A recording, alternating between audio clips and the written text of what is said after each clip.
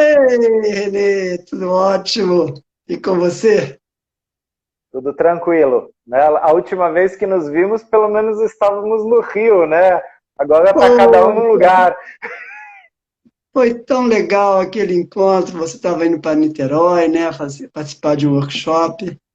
Nossa, quanto Sim, tempo a sim. gente não se via presencialmente. E eu acho que essa live um pouco é fruto daquela nossa conversa, porque foi uma conversa breve, mas foi uma conversa que me deu vontade de continuar. Então, essas lives aqui é assim, vamos lembrar que, imaginar que estamos lá no café, café e companhia, e Isso, vamos continuar conversando, né? sim, Tema, sim. tema, tema de hoje, você sabe que foi meu aniversário ontem, né? Então eu estou aqui ainda nos desdobramentos da celebração. Meu aniversário é isso, é estar com os amigos, é estar conversando.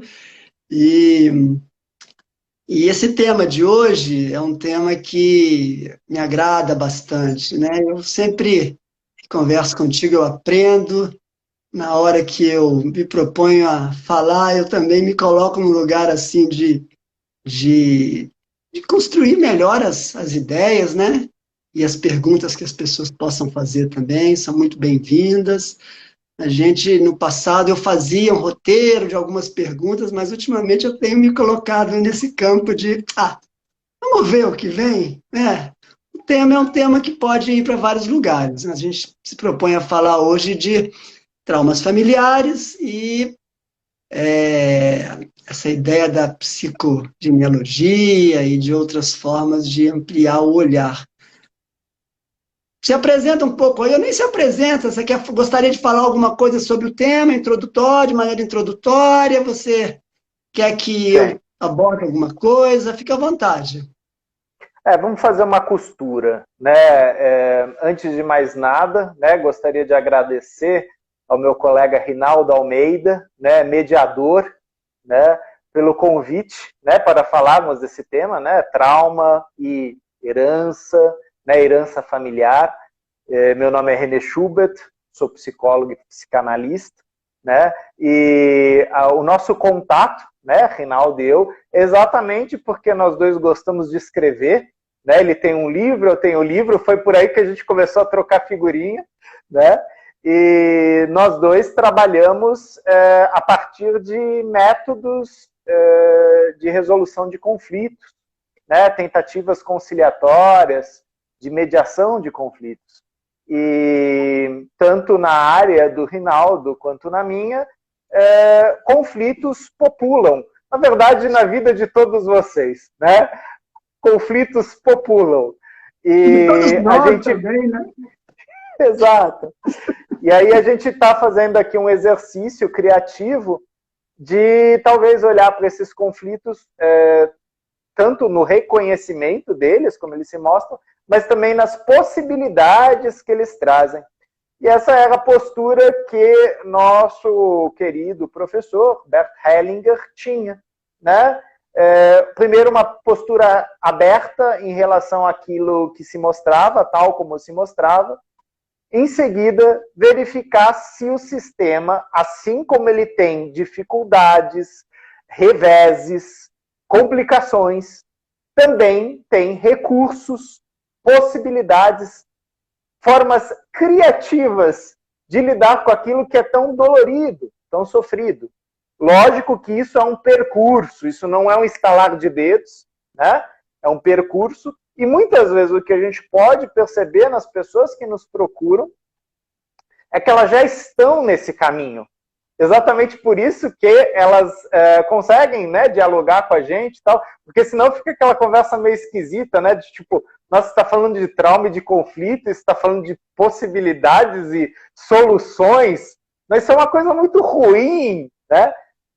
Ok, a gente não tá dizendo que não, mas, como diz a nossa querida colega Daniela Migliari, é um exercício de travessia, atravessar as dores, atravessar os conflitos, né? E conseguir sair deles recursado, né? Porque aquela dor, daquele jeito, eu não vivo mais. Eu me transformei com aquela dor, né? E às vezes não é uma dor nem minha, né, Rinaldo? E aí eu vou começar a apresentar o nosso tema aqui.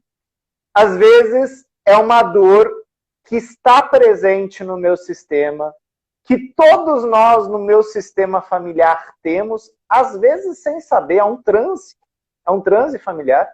Doutora Úrsula Frank Bryson fala bastante disso. E nesse transe, o que eu vou fazendo? Eu vou replicando, repetindo, reproduzindo uma coisa disfuncional. Enquanto eu não olhar para isso, a coisa não vai ter uma resolução. Porque muitas vezes, a gente tem vários colegas que falam disso, entre eles, eu vou citar aqui Stephen Hausner, a doença, ela aponta para algum lugar. Ela aponta para algo que precisa ser visto. Ou, como dizia Bert Hellinger, para alguém que precisa ser incluído.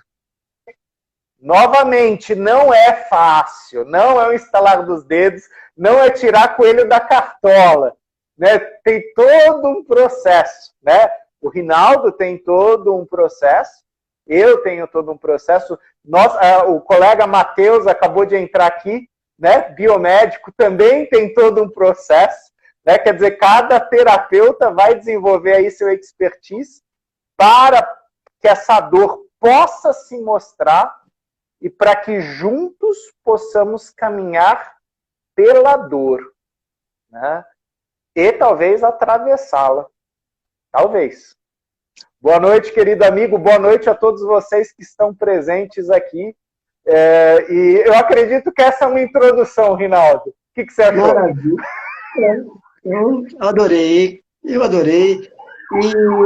quando você fala de, né, que eu sou mediador, eu gosto muito, e eu vou tentar aqui que a gente faça pontes, né? Você é psicanalista e eu fiz muitos anos de psicanálise nesse processo de olhar para as nossas sombras, para lembrar lá o que fala a Daniela, né? Para olhar ali para aquilo que cada um de nós viveu de muito duro na infância, provavelmente. Lembrando que isso foi uma proposta do próprio Freud, né? Se você não olha para aquilo que te traumatizou, vira um recalque. E ali, aquilo ali, não quero olhar para isso. Tudo bem, você tem todo o direito de não olhar, mas aquilo passa a te perseguir no sentido daquilo ali. Você vai viver experiências e conflitos que estão reproduzindo isso. Eu vou além, porque assim, né, algumas pessoas como Jung, como o Hellinger e até Santo Agostinho mostraram isso que você falou, né, que para além dos traumas de infância, existe algo atrás, né, nas gerações anteriores, que também são questões que repercutem hoje na nossa questão, na nossa saúde ou na nossa doença, e que provavelmente aquele trauma lá da infância que eu vivi talvez tenha a ver com isso, porque os traumas, muitas das vezes, como você falou, a doença, né, é uma oportunidade, né, é um chamado da alma da gente para algo ser curado, né?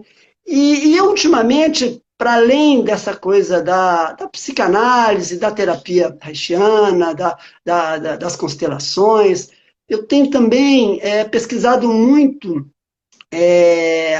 as culturas tradicionais, tanto africanas quanto indígenas, né? O Krenak fala algo que está muito em moda hoje: o futuro é ancestral. Né? Então, assim, se o futuro é ancestral, essa noção de tempo, tudo bem, tem pessoas que não querem olhar para essa ancestralidade. E, mais uma vez, a gente respeita. Né? Agora, um dos motivos que me traz essa discussão da live é assim, eu confesso que aí no meu processo de autoconhecimento, depois de mais de 20 anos de análise, depois de olhar para os meus pais, de fazer aquele movimento de tomar o pai, de tomar a mãe, de refazer os caminhos interrompidos e tal, eu percebo que ainda falta bastante coisa para aquilo que a gente busca, que é um estado de presença, né? Que é aquela coisa de eu estar no aqui, no agora, e aí eu começo a buscar olhar para trás, e eu queria discutir aqui contigo, conversar contigo, sobre assim, bom, se é o caso de uma pessoa que está disposta a fazer esse olhar, quais são as possibilidades de fazer isso de maneira respeitosa?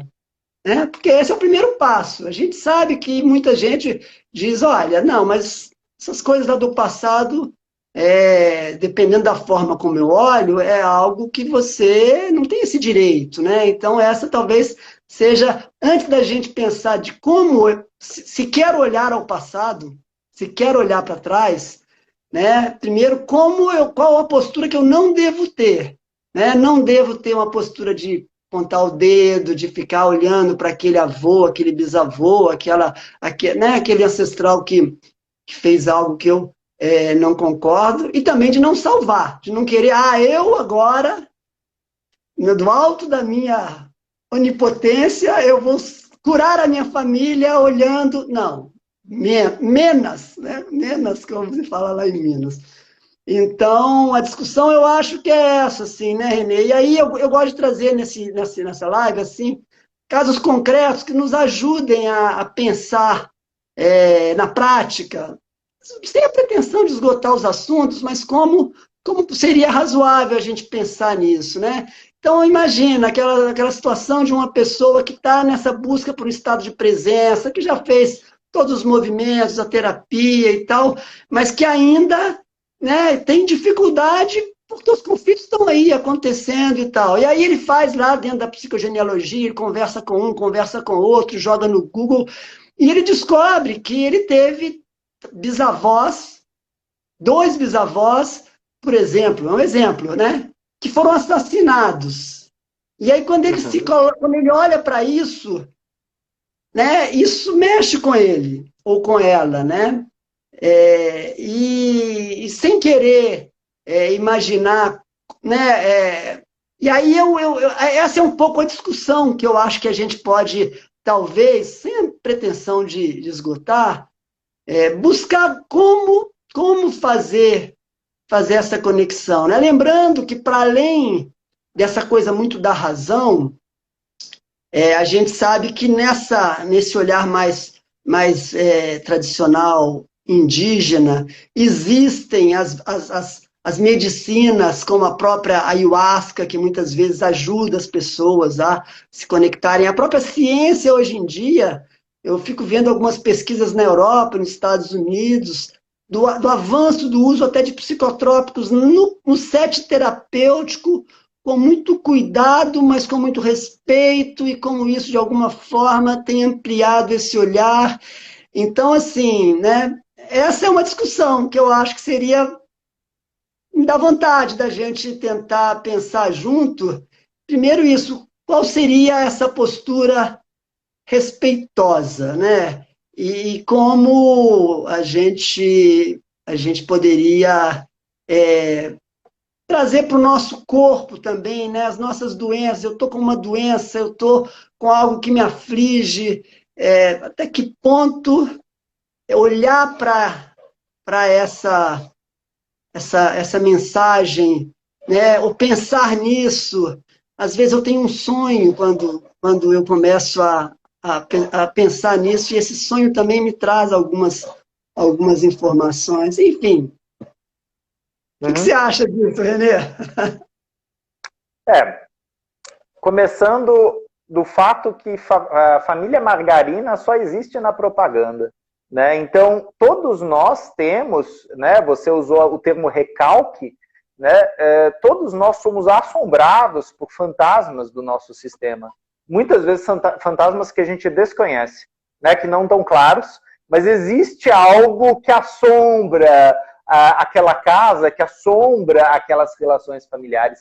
Então, aqui eu estou falando de todos, né? Logicamente que com cada família isso vai se mostrar de uma forma específica, né? Não é uma generalização, né? Cada sistema é singular, mas sim, todos nós descendemos, né, de pessoas que tiveram dificuldades, passaram por guerras, passaram por conflitos sociais, guerras civis, conflitos religiosos, brigas, conflitos intrafamiliares, às vezes de sangue, né? Muito comuns aqui no Brasil, porque aqui o Brasil, inclusive, ele é um tecido, né? Como dizia, agora me faz o nome, se você lembrar, Rinaldo, você me fala, é um historiador, né? A questão das várias matrizes que nós temos no Brasil, né? A matriz indígena, a matriz africana,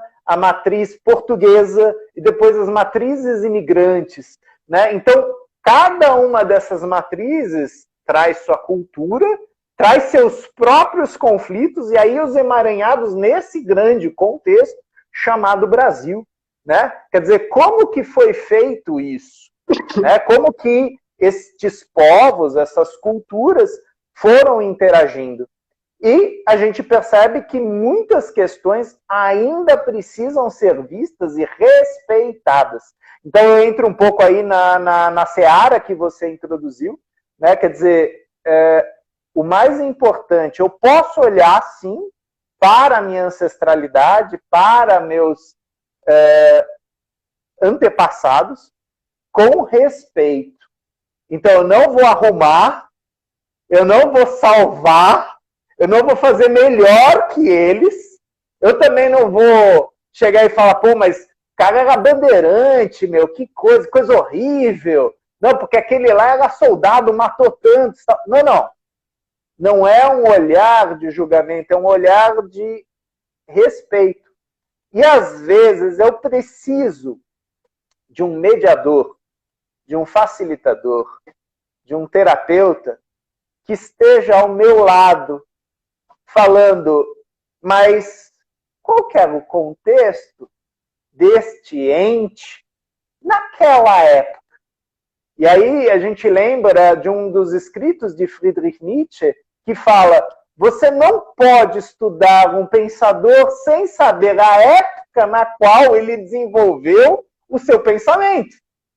Porque isso diz muito sobre o pensador e sobre seu pensamento, né?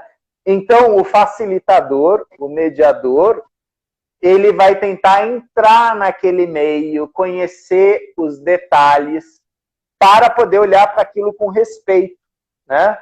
E Sophie Hellinger, quando esteve em Brasília, se eu não me engano, foi em 2016, ela comentou sobre a questão da corrupção aqui no Brasil, das divergências políticas, das brigas políticas, e ela falou, enquanto o brasileiro não reconhecer seus povos ancestrais e respeitá-los, as discordâncias, as belicâncias vão se perpetuar, porque tem um emaranhamento lá atrás, né? E com isso a gente não está falando da gente sair abraçando todo mundo na rua, não é isso, né? Também não estamos falando para sair xingando, não, também não é isso. Vamos ver a história daquilo lá. Vamos ver a história daquela cidade, você mencionou Minas Gerais, né? Eu recentemente estive em módulo lá em Belo Horizonte. Cada lugar que você vai tem seu jeitinho, tem sua prosa, seu sotaque, sua comida. E quando você vai... Isso é ótimo no mineiro, né? Você vai perguntar, ele já aceita, vai falar, eu vou te contar um caso disso. Né? E aí vai destrinchando uma história, e essa história tem sabedoria, né? Ela tem um contexto, né? E isso nos transforma. E de repente transforma o René, que não é mineiro, que não nasceu lá, mas que de repente sintoniza com uma história, sintoniza com o caos e fala, nossa, isso me toca, né? Talvez toque meu corpo e toque alguém em meu corpo que está em sintonia com isso. Nós somos habitados por muitos, né? papai e mamãe são só o que a gente lembra mais rápido. Mas está aqui também vovô, vovó, tio, tia, irmã. Quer dizer, quantas pessoas nos habitam que são pessoas com as quais a gente tem vínculo, relacionamento, memória ou traços. E aí, hoje a gente fala tanto dos traços gênicos, né, genéticos, fenotípicos, como também epigênicos. Né? Quer dizer, aquilo que o Joy Manley fala bastante, nós não herdamos da família apenas traços genéticos, mas também uma herança emocional e de crenças. Aí você fala, gente, é muito complicado, já o genético eu não consigo acompanhar direito. Né? E sim, e para isso eu tenho que sentar e conversar com a pessoa ao meu lado ou acompanhá-la nesse percurso. Né? E aí você mencionou Jung, eu tenho uma passagem do Jung que eu acho muito bonita, né, que ele fala que a depressão ela é uma senhora vestida de preto que bate à porta da sua casa numa noite fria de inverno. E se ela fizer isso, abra a porta, convide-a a entrar, prepare um chá, sente-se e escute o que ela tem para lhe contar. É muito bonita essa metáfora, né? Ela fala da abertura e ela fala do respeito.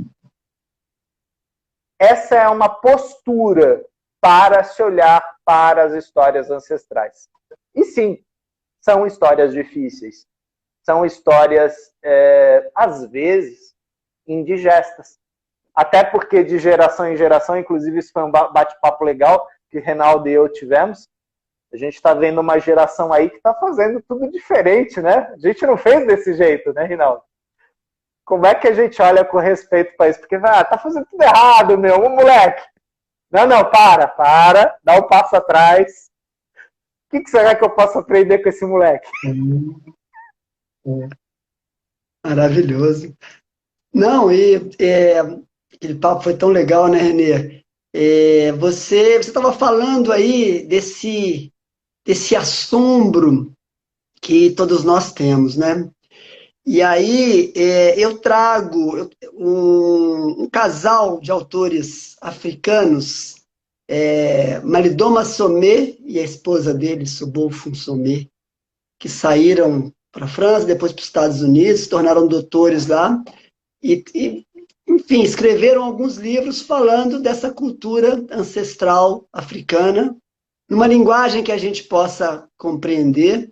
E a Sobofo Somé, a esposa, fala muito desse olhar da cultura africana, de que as pessoas que nascem, o propósito daquele bebê, ele escolhe aquela mãe, aquele pai, aquela comunidade para nascer ali, seja na favela do Rio, seja numa favela da África, seja numa alta classe média da Suíça, mas aquela criança, segundo essa cultura africana, ela não escolheu aquele lugar à toa para nascer. Ele está ali com aquelas dificuldades e com aquelas facilidades, porque é exatamente aquilo que ela precisa viver para evoluir. Né? E nesse sentido, eu vejo como é um olhar para que aquilo que o trauma, para que esse assombramento talvez seja algo a serviço da vida. Né? A gente tem a tendência a olhar para o trauma como algo, nossa, aquilo ali, péssimo. E às vezes ter esse olhar, né, não é bom, eu concordo. E eu concordo também que a boa parte dos traumas que a gente vive na infância, a situação de um terapeuta é necessária, né? A gente não vai conseguir dar conta de olhar para isso sozinho, porque é muito dolorido. Mas depois que a gente tem esse acompanhamento e dá conta de olhar, e aí essas situações continuam acontecendo, os conflitos continuam acontecendo, eu me pergunto se esse olhar africano não está nos mostrando que, na verdade, a essência e o propósito da vida da gente nada mais é do que aprender a lidar com esses conflitos de uma maneira a ressignificá-los para que eles não sejam mais uma coisa pesada e se tornem algo leve para a gente, para quem está em volta da gente. Então, você falou dessa questão dos imigrantes, né? Me lembrei aqui, lá de Minas, eu tenho minha família mineira, eu convivi muito tempo com o meu bisavô, pai da minha mãe, e com a mãe dele, minha bisavó. Minha bisavó, ela chegou no navio da Síria, quando ela tinha 4 anos. O pai dela continuou voltando para a Síria de navio e ele foi assassinado numa dessas viagens.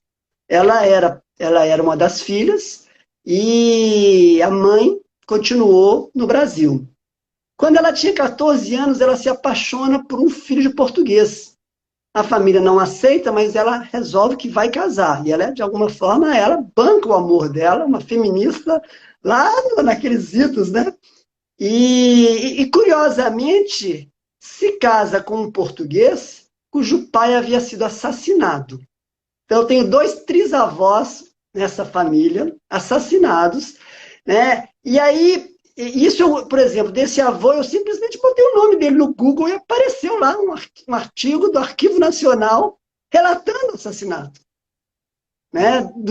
Da parte... então, assim, o que eu faço com isso, né? Essa é uma pergunta que eu me proponho a dividir com você, porque é um processo que eu vou aprendendo e me coloco nesse lugar de estar também aprendendo, né?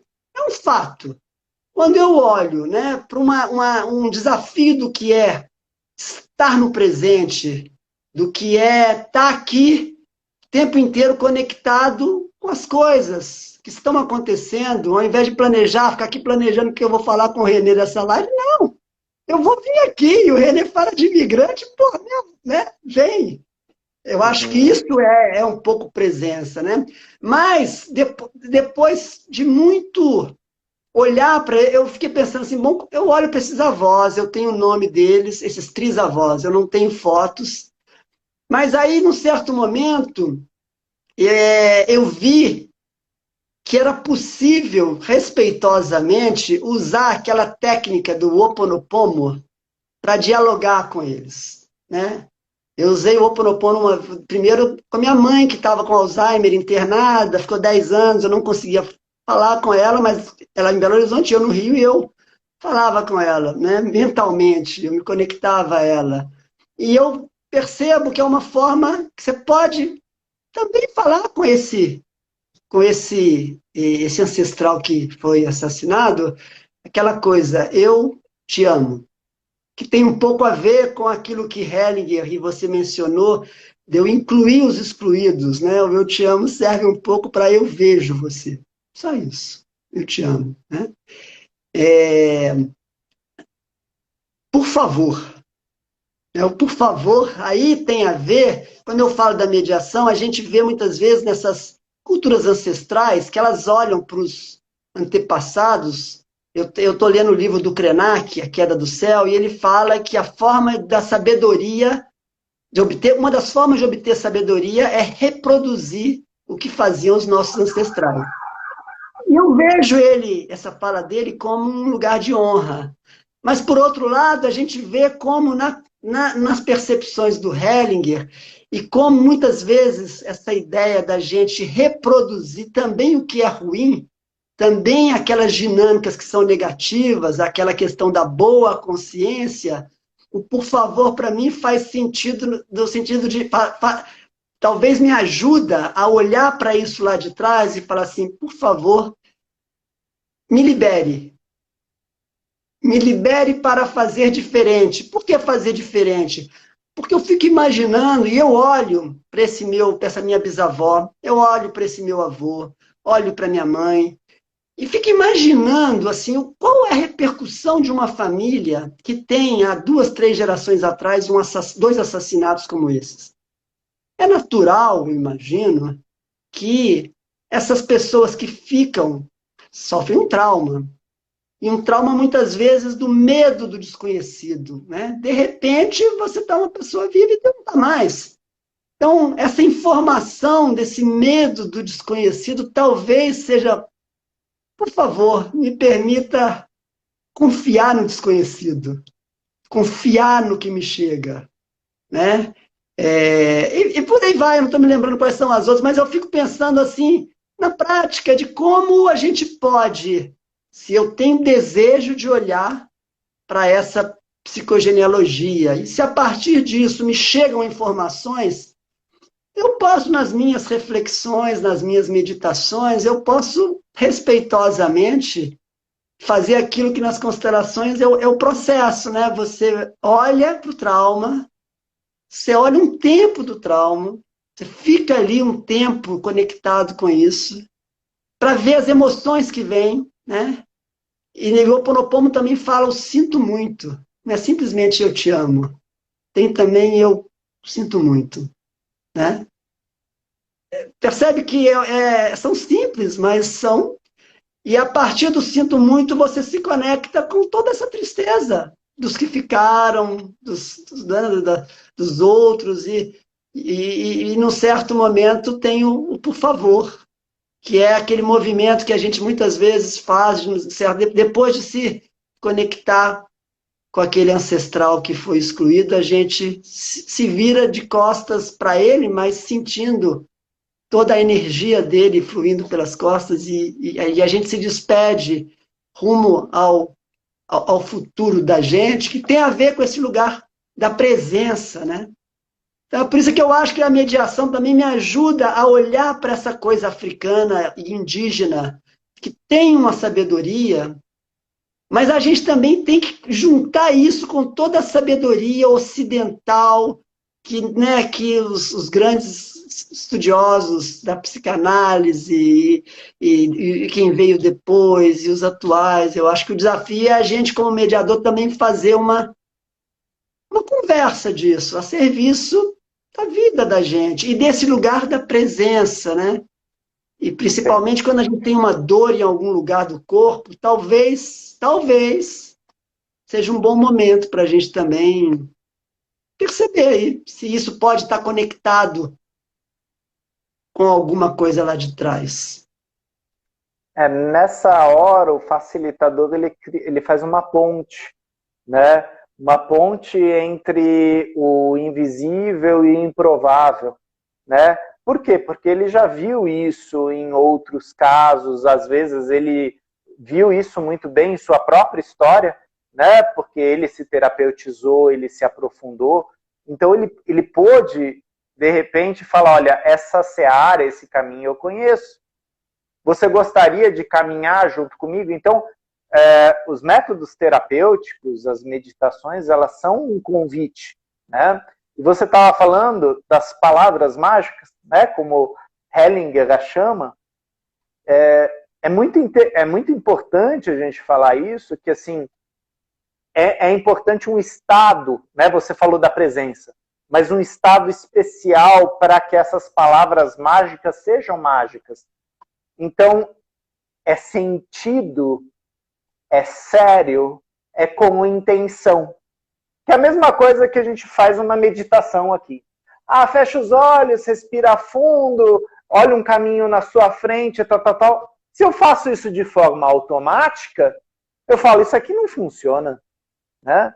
E quantas vezes eu não preciso fazer um exercício de meditação durante meses para, de repente, finalmente falar, hoje, pela primeira vez, eu meditei. Porque, às vezes, é necessário, sim, uma autorização nossa de nós mesmos, né, do nosso corpo, para relaxar, para estar presente, para desligar das mídias, dos afazeres, das tarefas, porque é muito difícil a gente meditar preocupado com o relatório que a gente tem que entregar amanhã. Ou então com o jantar que tem que ser feito. Ou então com a criança que está berrando na porta e falando, mãe! Quer dizer, logicamente, é um contexto que envolve a todos nós, mas é fato, tem certas terapêuticas que elas precisam de todo um contexto, todo um momento, toda uma abertura para acontecerem. E é isso que a nossa querida professora Úrsula Frank trabalha tão bem nesse livro, né? Trauma, Transe e Transformação, onde ela fala da questão do estado de presença. Ela deixa bem claro aqui, trauma e transe, todo mundo, amiguinho, todo mundo, né? Ninguém é melhor que ninguém aqui não, todo mundo tem sua história. A questão é, será que eu consigo olhar para isso com presença, com consciência? E aí a gente pega a referência de Eckhart Tolle, né? O poder da presença, né? Então, se eu consigo olhar para a mesma história que eu já ouvi várias vezes, que eu já li várias vezes, mas em presença, de repente eu falo, nossa, eu nunca ouvi ela desse jeito. Será que a história mudou? Será que eu estou mudado para aquela história? Isso a gente repetidamente vê na terapia, né? Às vezes a pessoa precisa dar uns giros, repete padrões. Porque à medida que ela repete, certas coisas vão se movimentando. Talvez aquele por favor, que antes era da boca para fora, de repente ele é sentido.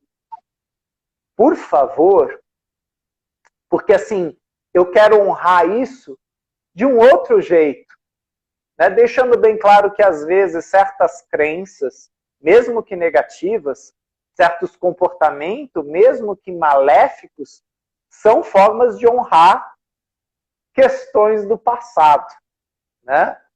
Logicamente que para isso cada situação é uma situação, cada história é uma história. Mas muitas vezes você percebe um padrão dentro de um sistema que você fala, mas por que ele é tão forte? Por que ele é tão encrudecido? Porque ele é necessário. Ele mantém a estrutura, o tecido daquele sistema, né? Então ele precisa talvez de um por favor, no sentido, vou honrar, eu vou olhar para você, mas de uma outra forma. Não precisa ser tão dolorido, não precisa ser tão pesado, até porque essa dívida já foi paga, né? E isso muitas vezes é uma consciência que a gente não tem. E é por isso que o Hellinger falava, o essencial é simples, né? E você menciona aí o Ho'oponopono. É simples. Mas para chegar nesse simples, meu amigo, que viagem! É verdade. Ó, Márcia Florencio, que é uma grande amiga, já fez até live comigo, colocou aqui. Ela também estuda o IFA, nós fizemos uma live sobre o IFA. Receber a permissão dos ancestrais é uma dádiva, que não falam para a gente como um ensinamento básico. Muitas vezes nos perdemos na busca insana por seguir. Seja bem-vinda, Márcia, agradeço aí o comentário. Eu vejo assim como os conflitos são uma oportunidade interessante para a gente aprender, né? Porque imagina, se eu estou voltando àquele caso lá, né? Eu venho de uma família, 2 assassinatos, isso gera o que na família?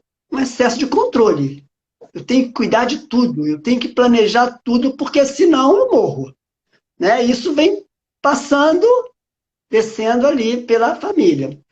Aí eu, cá embaixo, de repente me dou conta, você falou aí das novas gerações, né? Que estou tendo com um filho de 17, 18 anos, um olhar ali de excesso de controle que prejudica a nossa relação, aquilo que você falou, né? Eles são diferentes da gente, o excesso do uso da internet, é isso, é aquilo, eu tenho que dar limite, mas até onde vai esse limite e tal.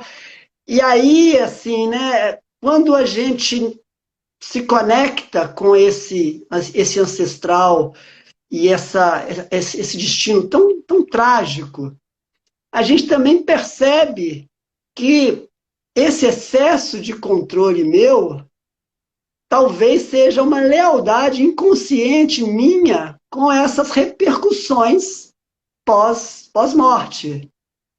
E aí, qual é o meu exercício? É de confiar que ele, com 17, 18 anos, tem condição daqui para frente de arcar com as consequências daquilo que ele faz. E eu, no fundo do meu coração, não é da boca para fora, mesmo aflito muitas vezes, porque está na festa, não sei até que horas e tal, eu me coloco nesse lugar de, ao invés do medo, né, do desconhecido, eu me coloco no lugar de confiar na vida. Confiar Uhum. na vida de que ele tem as ferramentas e ele tem, né? Não é fácil, né, Renê? Porque, assim, no dia a dia da gente, são essas as questões que eu acho que são ricas para a gente, né? E na última conversa nossa, não sei se você se lembra, você trouxe o tema dos traumas coletivos. Você até mandou um link do Thomas Huber, né? Hilbert, sim. Huber, e você falou também dessa questão dos jovens, né? E eu tenho pensado sobre isso também, né? Fato que a gente olha em volta, existe um peso no ar, né? Que não é só o da pandemia, não é só da guerra da Ucrânia, não é só é uma coisa planetária de uma intolerância com o outro. E agora, quando a gente olha nessa perspectiva africana de que os traumas estão a serviço da vida, me faz também compreender, por exemplo, a gente vê hoje assim, a força das mulheres feministas, das mulheres negras, das mulheres da favela, dos meninos e rapazes negros dos movimentos antirracistas, que num momento de tanta opressão e tanta morte e tanta agressividade, eles partem para cima com muita força. E o que e para mim eles estão aí nessa, você pode dizer, é exagerado um pouco, você olha só, a raiva ela também está a serviço da vida, né? A gente sabe que nas terapias a gente não pode tomar papai e mamãe sem antes Uhum. viver a raiva. E a terapia, você como psicanalista, como terapeuta, o papel do terapeuta é muitas vezes fundamental para fazer essa travessia entre olhar para o trauma, viver a raiva e ver o que está depois da raiva, a tristeza, mas isso é depois, a gente tem que viver a raiva. E eu acho que hoje, do ponto de vista coletivo, eu percebo que toda essa força e essa indignação dos movimentos identitários tem a ver com a busca de tirar debaixo do tapete toda uma narrativa, que é uma narrativa mentirosa, e que o Brasil está há 500 anos contando uma historinha de que nós somos do bem, ninguém aqui é agressivo, né, os negros são legais, os indígenas são sempre... Enfim, eu acho que a gente... Por isso que eu digo, o trauma ele é positivo nesse sentido, porque as pessoas, a partir deles, elas têm essa possibilidade de recontar uma história a partir das vítimas. E aí, já passando para você, eu acho que o grande desafio é a gente, ao mesmo tempo que a gente fortalece e apoia que essas narrativas sejam contadas por quem foram as vítimas, a gente busque também não se acorrentar num discurso de raiva e de intolerância. Eu acho que são dois movimentos que andam em paralelo. Tem um movimento de sim, nós temos, politicamente, a gente tem que fortalecer essa nova narrativa. Agora, internamente, eu tenho que tomar muito cuidado para eu também não me aprisionar nesse discurso, porque isso também vai me fazer, talvez, sofrer, vai me dar dores, vai me dar... Né? Então, esse é o grande desafio para nós todos. Quando a gente fala, né, do trauma coletivo, né, e muito bem colocado por você, né, o contexto do trauma coletivo, a gente lembra que as religiões ou tradições, né, de matriz africana, assim como australiana, eles falam, né, de collective soul, né, uma alma coletiva, né? O Hellinger falava, né, que a gente não tem uma alma, a gente habita uma alma, né? Então, sim, E aí eu vou usar uma metáfora do consultório. Você pode esconder um cadáver embaixo do tapete, mas você não pode fazer nada em relação ao mau cheiro que vai ficar depois de um tempo. Ou seja, em algum momento você vai ter que olhar para aquilo, né? E você pode usar os métodos mais rebuscados, né, de adaptação, de fuga, para esconder aquilo. Mas, como dizem os budistas, se você comete um crime, 3 pessoas ficam sabendo: você, a vítima e Deus. Né? Ou seja, né, como é que você vai lidar com isso? Sendo que Deus aqui pode ser, inclusive, esse inconsciente coletivo. Pode ser, inclusive, esse espírito coletivo. Né? Ou seja, como você falou, a raiva está a serviço a algo que quer explodir, é uma panela de pressão. Vocês vão me escutar, agora vocês vão ter que olhar para isso. Né? Em algum momento isso tem que ser reconhecido, isso tem que ser olhado, isso tem que ser honrado, isso tem que ser ritualizado. Né? E a gente viu como a nossa cultura, isso já vem de décadas, tem encapsulado, silenciado rituais. Por que está tão forte hoje em dia os movimentos de sagrado masculino, sagrado feminino? Quer dizer, a retomada de rituais, porque nós precisamos de rituais. Né? Sim, com o imediatismo, com a globalização, com a virtualidade, muitos rituais foram esquecidos. Eu não tenho tempo para isso. Ah, isso daí não é importante, isso daí é uma besteira que os velhos inventaram. Não, não. Existe um símbolo aí, e o Jung escreveu uma obra sobre isso, que chama O Homem e Seus Símbolos. Né? Falando como os símbolos se perpetuam de povos para povos. E como você, de repente, encontra, aí a gente pode chamar de campos morfogênicos, a gente pode chamar de inconsciente coletivo, de repente um povo asteca com figuras rupestres parecidos com o povo australiano, pigmeu australiano. Aí você fala, mas eles não tinha Wi-Fi naquela época, né? Não tinha Zoom. Né? E aí, como é que o bagulho aconteceu? Né? Então, símbolos humanos, né? E nós, como humanos, como seres humanos, de certa forma, compartilhando esses símbolos, numa linguagem que não é a verbal, e eu também não estou falando aqui de telepatia, né?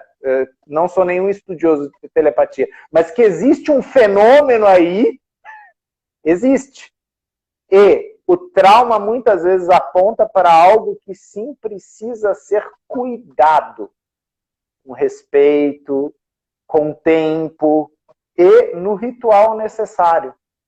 Às vezes o ritual não é por favor, às vezes o ritual é sim, apesar de. Outras vezes o ritual é gratidão. Agora eu vejo. Ou às vezes o ritual é aqui eu deixo isso e eu vou embora. Né? Então, enterrar um corpo e fazer o ritual fúnebre não é importante apenas para o morto, mas principalmente para o vivo, né? Para a família. Né? E é um local para onde eles podem voltar e conversar com aquele ente. Né? Por mais que a gente fale, não, eu posso conversar com ele no meu coração, às vezes eu preciso daquela lápide, daquele símbolo. Não, não, o corpo está aqui. E é aqui que eu vou fazer minha oração, aqui que eu vou fazer minha reverência. E sim, isso é importante. Né? E as culturas mais antigas, elas seguem preservando isso.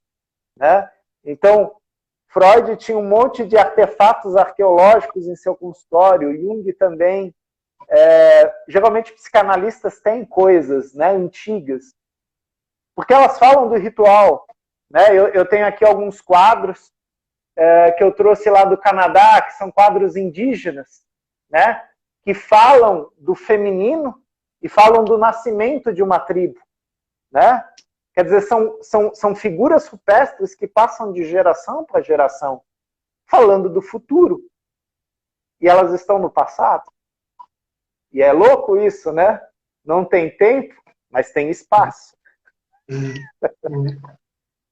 É maravilhoso, né? Esse olhar atual do que é o tempo, né?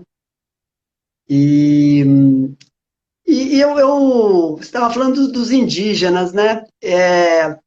Eu gosto muito de usar também o corpo da gente para ser um termômetro, né? Então,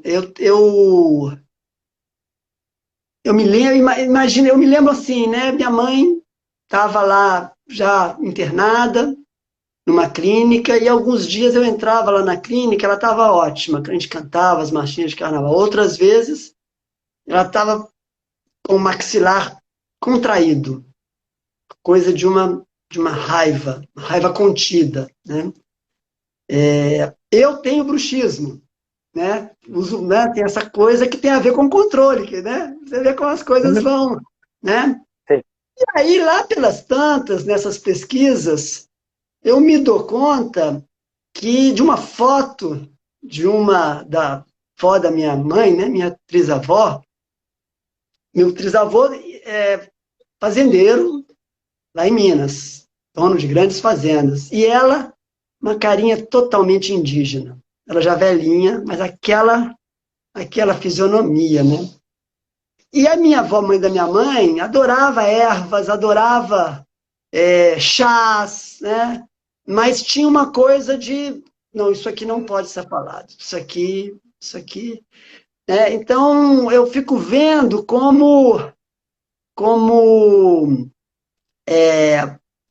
o desafio também nesse lugar de olhar para uma ancestralidade que tem donos de fazendas e que tem indígenas, e você estava falando da matriz, eu não sei se foi quem você mencionou, mas tem o Darcy Ribeiro foi quem primeiro falou desse protótipo, né, que ele tem uma fala muito dura, que depois aquele terapeuta junguiano aqui do Rio, Gambini, Roberto Gambini, que também eu gosto muito, maravilhoso.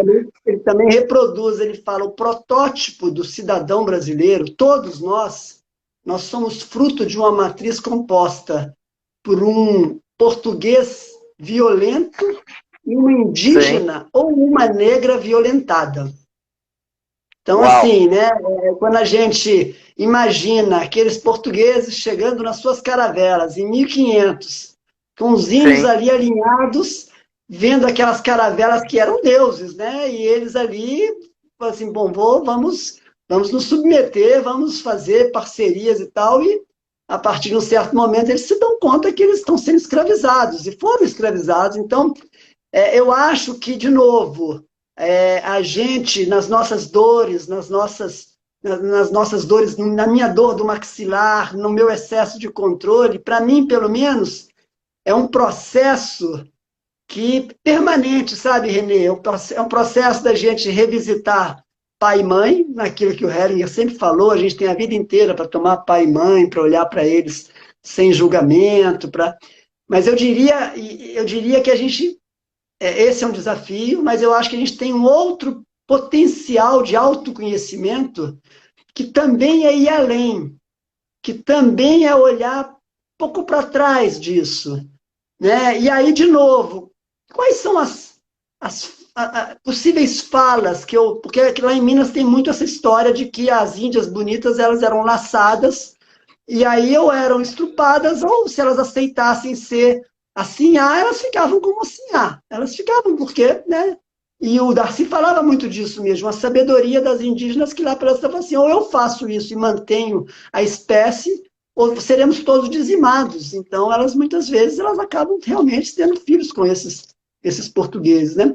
E aí eu fico pensando assim de novo o desafio, né, de olhar para esse trisavô que talvez tenha sido uma pessoa que, né, fez algo de perpetrador, né, na linguagem lá do Hering, e fazer um olhar para ele sem julgamento, né, Renê? Assim, eu vejo principalmente a trisavó, né, e eu sinto muito e eu me compadeço daquele sofrimento, de tudo que certamente foi vivido, mas eu também, de alguma maneira, eu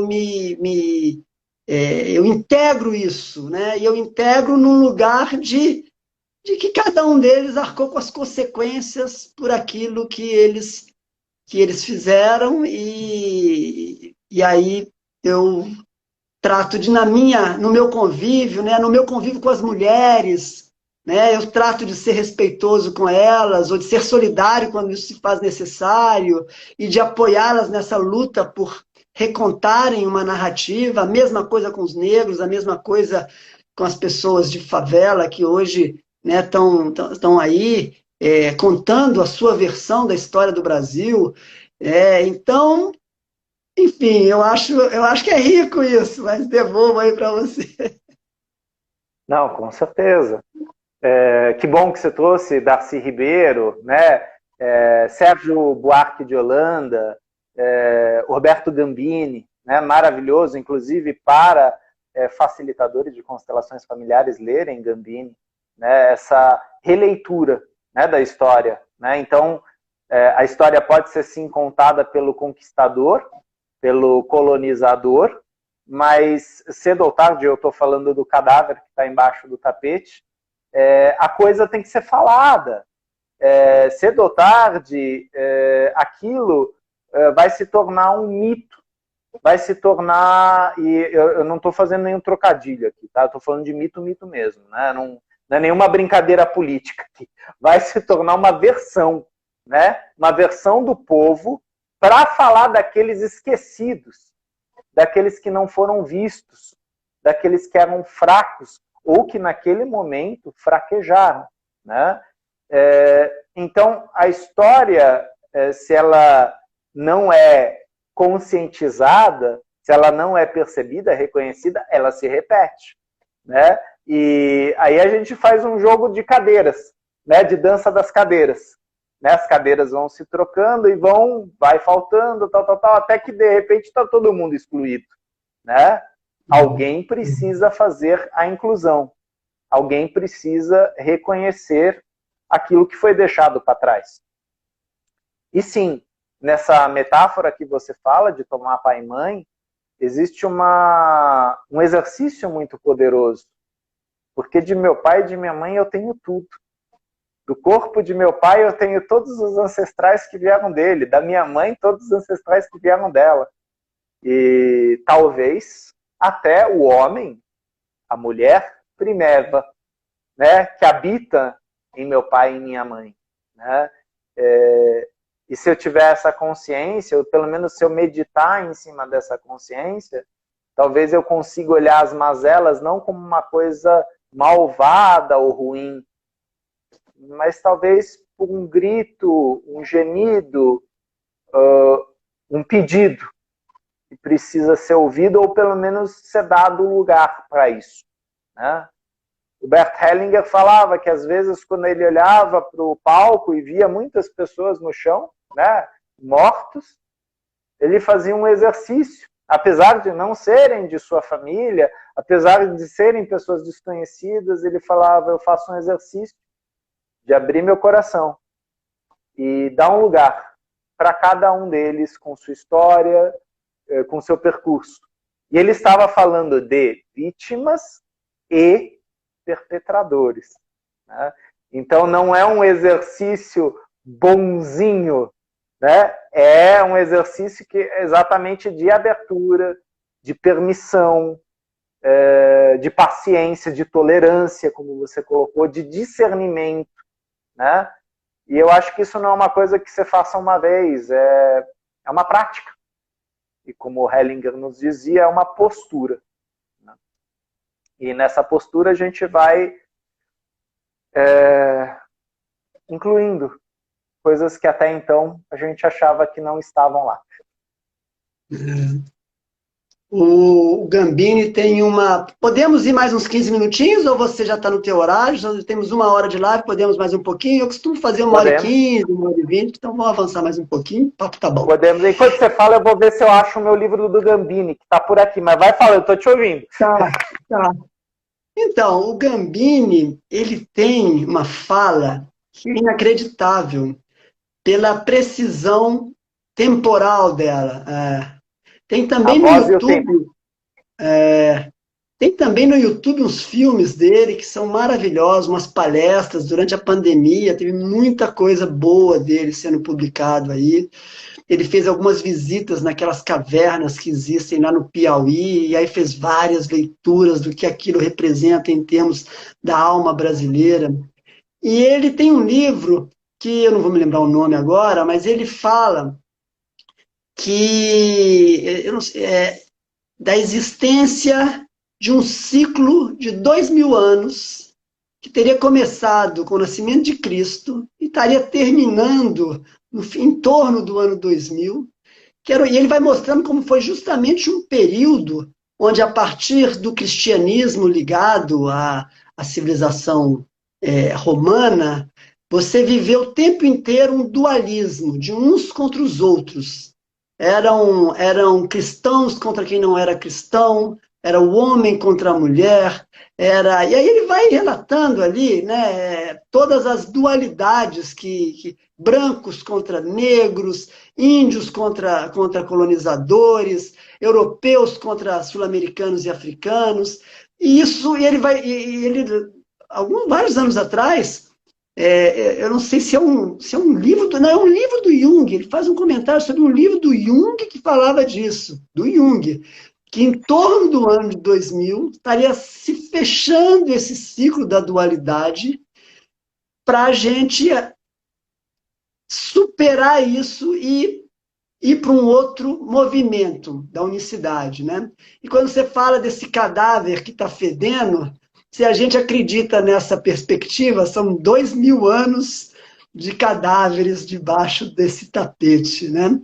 E é curioso, porque se você vai ver até politicamente, teve aí um período de governos Obama nos Estados Unidos, governos mais ligados à humanidade, não vou nem dizer aqui, teve Fernando Henrique e depois teve Lula, são governos que têm uma perspectiva mais humanista, e no mundo inteiro você teve uma onda de governos mais progressistas, e curiosamente, nós estamos vivendo hoje, é como se fosse assim, e é a minha leitura, e uma leitura, eu sou muito otimista, sabe, assim, sabe, o último sopro daquele cadáver que está ali, tem gente que não consegue olhar para o futuro, tem muito medo e muita confusão, porque foi tão acostumado nessa lógica de nós contra eles, né, dos negros, dos indígenas, das mulheres, naquele lugar ali, né, você fica lá no teu lugarzinho e ali eu te respeito, mas olha,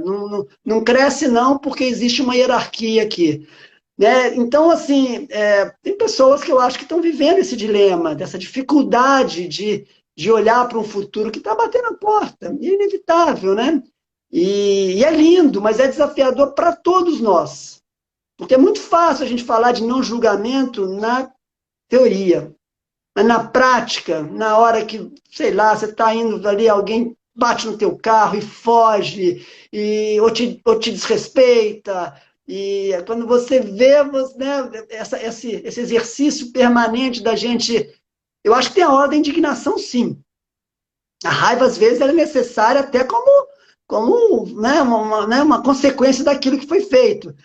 Mas se a gente está muito raivoso no dia a dia, talvez valha a pena, quem tem esse perfil, também, antes de partir para cima, dar uma respirada e dar um passo atrás e ver a serviço de que aquele conflito está ali. O que eu posso aprender com aquele conflito? Da mesma forma como, se eu sou uma pessoa que nunca vou para os conflitos, talvez o meu aprendizado é eu viver essa raiva. Eu ter essa coragem de reagir quando desrespeitado. Não tem receita, né? Mas esse lugar do meio aí, entre né, não fazer nem sempre uma coisa, nem sempre outra, é o aprendizado que eu acho que todos nós vamos ter que aprender. E estamos aprendendo nesse momento aí de tanta intolerância, mas também com a internet, principalmente, não dá mais. O cadáver, o cheiro já está saindo e entrando pela janela, pela chaminé, não tem mais como você segurar.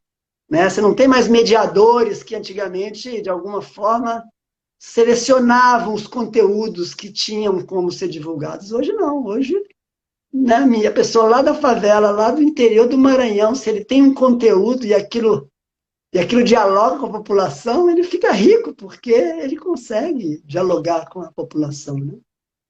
É mágico, é assustador, mas fala. Não, e é exatamente a história que você me contou da Malidona, né? Do e da Malidona, né? Quer dizer, esse percurso que eles fazem, né? E de chegar na Europa, né? Chegar no país do colonizador, entrar na linguagem do colonizador, quer dizer, eu vou fazer um mestrado, vou fazer um doutorado, e eu vou falar de tradição, eu vou falar de respeito, eu vou falar daquilo que era, e que tinha força, tinha funcionalidade, tinha essência, né?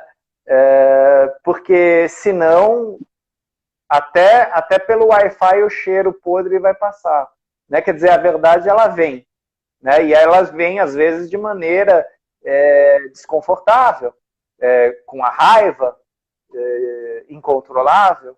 Algo precisa ser visto. E o Freud dizia isso, né? Exatamente no livro sobre dinamismo psíquico, que assim, as emoções reprimidas e que não são olhadas, não são trabalhadas, vão voltar à tona mais para frente de formas inadequadas. Quer dizer, ok, realmente, às vezes naquele momento eu estou muito sensível, tal, eu dou uma reprimida, é um mecanismo de defesa, é um mecanismo de adaptação, mas é como se o ID mandasse um post-it lá para cima. Mas, ó, eu vou ficar um tempo com isso aqui, mas você vai ter que pegar de volta, hein? Não esquece aqui não, que eu vou te lembrar. E ele faz isso mesmo. O ID, você não pode brincar com ele, não. Ele dá umas cutucadas, ele dá umas garfadas lá para cima, né? Ou seja, aí o Freud fala muito de Hermes, né? Freud, Jung, o Hermes, né? Que era o deus mensageiro, né? Ele comunicava os deuses, comunicava os homens, né? Ele fazia a ponte entre todos. Você tem que ter uma ponte entre teu mundo obscuro, inconsciente, sombrio, e a claridade. Entre eu e o Rinaldo, entre eu e os conflitos, né? Quer dizer, eu tenho que ter pontes. E também discernimento. Tem certas coisas que são minhas e que tem minha responsabilidade, ou corresponsabilidade, e tem coisas que não, que eu posso prestar minha solidariedade, mas que talvez eu não seja responsável diretamente por aquilo, né? Aqui a gente está falando de coisas que a gente é interdependente, né, e que somos direto ou indiretamente corresponsáveis, né? E isso também é um trabalho de conscientização, né, que a gente não está aqui no mundo a passeio, que a gente está numa missão mesmo, a gente tem um propósito, e como você falou aí no seu insight, talvez o propósito seja exatamente tirar o tapete de cima do cadáver, seja olhar para o cadáver e de repente reconhecer ele e falar, nossa, quanto tempo que eu estou aqui embaixo desse tapete? Tirar o cadáver debaixo do meu tapete, né? Não do outro. Exato. Esse eu acho que é o primordial. É fácil apontar o dedo pro cadáver do vizinho, né? Cadáver da mulher, o cadáver do filho. Agora, né, o aprendizado começa com a gente, né? Os dois Sommet, o Sobonfu, a esposa, e o Malidoma, eles falam muito de gestão de conflitos, de como a comunidade na cultura tradicional africana ela sustenta a saúde mental do grupo, uma coisa que cada vez mais é presente na cultura ocidental, né, desse consumismo louco, onde as pessoas estão aí doentes, sozinhas muitas vezes, bebendo, se drogando, e essa coisa da da comunidade, das pessoas, da comunidade do prédio onde você não conhece ninguém, a comunidade do teu ambiente de trabalho que você entra e sai, né? Valorizar isso. Eles também têm essa coisa que você comentou dos rituais, né? De como é importante. E eu estava vendo também, por exemplo, todo esse trabalho que a própria justiça no Brasil, através da justiça restaurativa, também lá do direito sistêmico, né, de buscar olhar para o conflito não somente como a punição tem o seu lugar, eu acho que ela sempre vai existir, será necessária, mas a gente também incluir dentro desse contexto, quando as partes estão interessadas nisso, em abrir espaço para que as vítimas possam ser acolhidas naquela dor delas e buscar, de alguma maneira, quando elas estão interessadas, né, esse senso de reparação, para que não fique todo mundo sempre... Você resolve o conflito e continua com o problema, né? E assim, tem várias tribos brasileiras, lá do norte, que também hoje tem algumas teses que pesquisam esse mesmo contexto ali na tribo, que quando alguém ali mata alguém, primeiro tem lá uma pessoa mais próxima que chama as duas famílias para conversar, e aí se não tem uma solução, chama, né, uma outra pessoa no nível hierárquico ali da comunidade, mas as famílias continuam participando, quer dizer, você não exclui ninguém. Diferente muitas vezes da justiça, que tem a primeira instância, aí decide, vai para a segunda, aí já não houve mais a primeira, vai para a terceira. Tem uma cultura ali da comunidade que você vai incluindo, vai incluindo, não tem solução fácil, mas eu acho que a gente tem muito que aprender com essas culturas tradicionais. Eu vejo que a gente está cada vez mais aberto a isso, mas eu acho também que a gente tem que sempre reconhecer o valor, nós brasileiros também, da nossa tradição portuguesa, né? Que bem ou mal a gente né? É fruto disso, né? A gente também acolher através dos portugueses, de todos os europeus que vieram para o Brasil, descendentes de alemães, de italianos, né? Isso trouxe muita riqueza para o Brasil e a gente não precisa excluir ninguém. Eu acho que a gente tem que recontar, sim, essa narrativa, mas a partir daí a gente olhar para frente e estar junto nisso, né, Renê? Querido amigo, voou o tempo aqui, você tem o tempo que você quiser aí para fazer as suas considerações finais. Eu queria já agradecer várias pessoas que entraram aqui, mas eu sou ruim de ficar lendo e os nomes aqui, mas tudo bem, eu sei que as pessoas... A gente está aqui muito ligado, né, um no outro aqui, eu fico muito feliz de poder falar. É um tema para mim difícil, eu confesso a você que não são temas fáceis, não, mas eu me sinto muito à vontade nesse nosso bate-papo. Eu acho que tem que ser assim, né, porque é difícil, às vezes é doloroso, mas pode ser um bate-papo e você com esse espaço, né, do toque-toque, né, junto com outros colegas, né, colegas comuns que nós temos, né, você traz essa prosa, né, a possibilidade da gente refletir, né, e eu acho que você tocou num ponto muito importante, né, da ambivalência, né,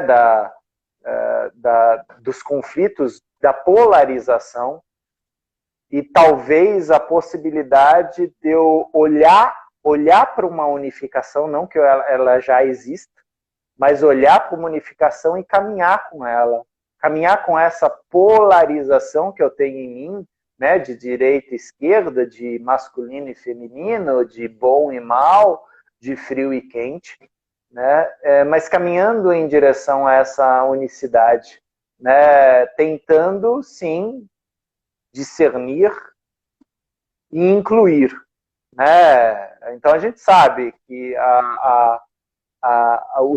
o circular humano da humanidade, ele tem movimentos de segregação, ele tem movimentos de exclusão, ele tem movimentos de integração e de inclusão, né? Então, onde será que na minha vida eu estou, né? Em determinado sistema, campo, circunferência, será que eu estou incluindo ou estou excluindo?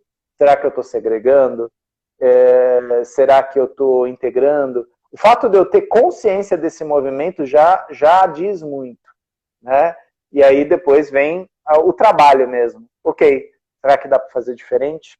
Né? Será que eu posso fazer um movimento que contribui para a minha comunidade. Né? Lembrando que Bert Hellinger deixou bem claro, né, que a constelação familiar ele estava a serviço do todo, né? Estava a serviço do coletivo, não é do individual. Por mais que eu faça, de repente, uma constelação individual, eu tô trabalhando o sistema inteiro, né? Dentro das possibilidades daquele sistema. Né? Mas é um olhar para o todo, para o coletivo. E esse coletivo é minha família, é minha comunidade, é minha cultura, é meu povo, minha pátria, e assim por diante. Mas, meu muito obrigado a você, Rinaldo, por esse convite para estar aqui, a vocês que estiveram aqui.